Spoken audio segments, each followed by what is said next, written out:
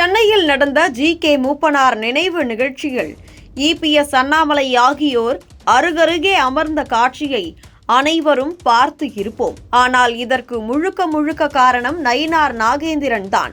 கூட்டணி தொடர்பாக 2 பேருக்கும் கருத்து வேறுபாடு என கூறப்பட்ட நிலையில் அதை சரி செய்ய விரும்பினார் நயினார் நாகேந்திரன். ஜி.கே. வாசன் கிட்ட இது பற்றி முதல்ல நாகேந்திரன் சொல்லி நினைவு நிகழ்ச்சியில 2 பேரையும் அருகருகே அமர வைக்க யோசனை தெரிவித்தார்.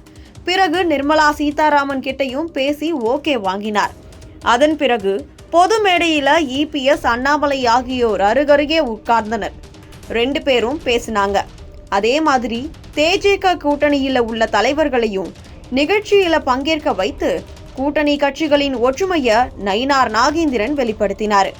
தமிழக பாஜக மாநில தலைவராக பொறுப்பு ஏற்ற பிறகு மாநில பாஜக தலைவராக சிறப்பாக செயல்படுவதோடு மட்டுமில்லாம கூட்டணி கட்சிகளையும் ஒற்றுமையா நயினார் நாகேந்திரன் வழி நடத்திட்டு வராரு.